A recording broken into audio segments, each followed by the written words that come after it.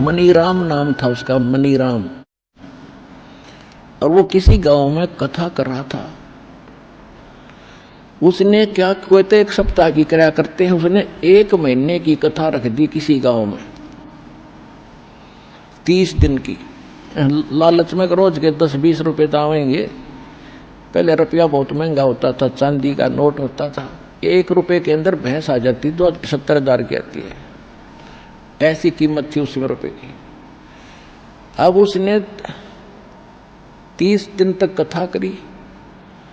30वें दिन उसने भोग लगाना था, कथा का संपूर्ण करना था। तो गांव के कुछ निकम्मे से होया कर, गांव में भी जो शरारती टाइप व्यक्ति, उन्होंने क्या किया कि ये पंडित जी भाई गांव ने इकट्ठा करेगा, ना जाने कितने पैसे लूट के ले जाएगा। उन्होंने उसी दिन एक नाचने गाने वाली लड़की बुला ली, चंपाकली, दिल्ली से। और उसी दिन, जिस दिन भोग पड़ना था, उसी दिन बराबर में चमटा काट दिया। अब उस नाचने वाली तो 2 घंटे में 500 रुपये लेगी, चांदी के 500 रुपये का सारे गांव में। और 30 दिन में पंडित जी का आए 30 रुपये। 30 दिन उसने ड्रामा करा, 30 रुपये आए। और वह 2 घंटे में लेगी 500 रुपये। तो वो मनीराम ब्राह्मण अपने लेकर 30 रुपये चल पड़ा। उसको ये पता चला कि यहाँ कोई संत रहते हैं, गरीबदास जी। वो गरीबदास जी के पास गए, रुक के बैठ के, गरीबदास जी भी बैठे थे वहां। कुछ चेले थे गुरु जी के, गरीबदास जी के, वो भी बैठे थे।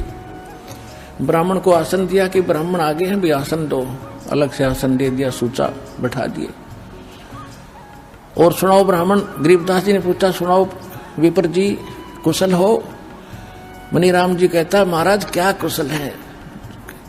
कहते, कति जनता का तो नाश जा लिया, कर्म धर्म का ज्ञान रहा ना, बिजली गिरी पड़ी है, नाश हो लिया। अज्ञू ना बताओ बीमारी की है, कहानी क्या है? तो वो चेले पूछने लगे गरीबदास जी से, महाराज जी पंडित जी बहुत दुखी हो रहे हैं, बड़े अक्षुब्ध हैं, इनको क्या तकलीफ है? गरीबदास जी कहते हैं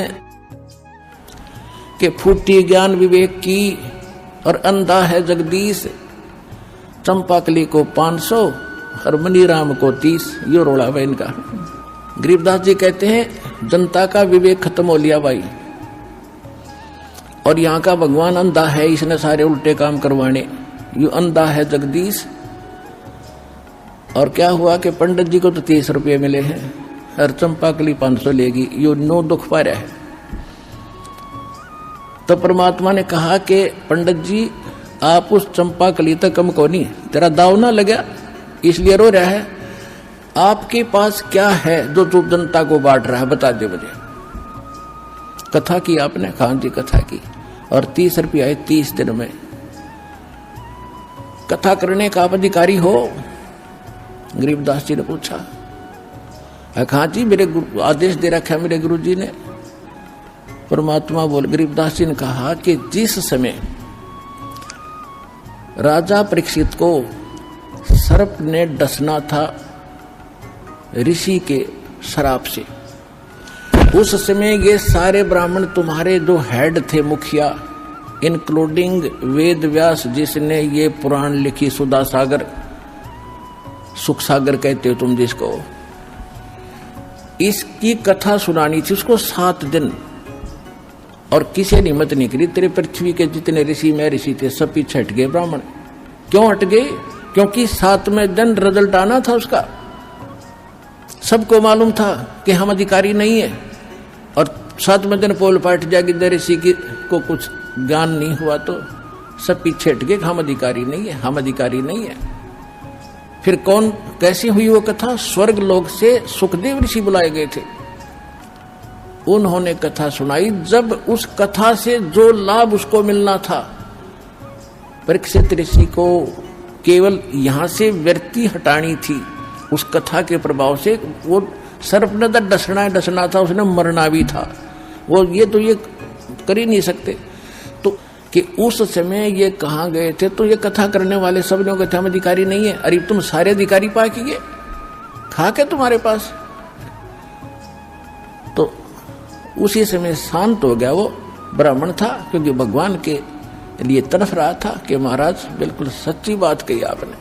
जो पढ़ रखी थी कथा, उसको तो बताने की जरूरत नहीं विस्तार से कि फिर कारण क्या है दाता, कि वही भक्ति कर, इन कथाओं से बात नहीं बढ़ेगी। जिस जिसका तने पैसा लिया है, किसी का बैल बनेगा, किसी का गधा बनेगा, ये एक एक पाई का हिसाब होगा तेरा। क्या तुम कर्म खराब करते फिर रहे हो? अधिकारी नहीं हो, तुम्हारे पास कोई भक्ति मार्ग नहीं है, तुम्हें ज्ञान नहीं भक्ति का। उसी समय उस ब्राह्मण ने समर्पण कर दिया, महाराज मन तक कल्याण चाहिए, आज के बाद कान पकड़ लिया, कति या गलत काम नहीं करूंगा, और भक्ति करी, अपना मोक्ष प्राप्ति की।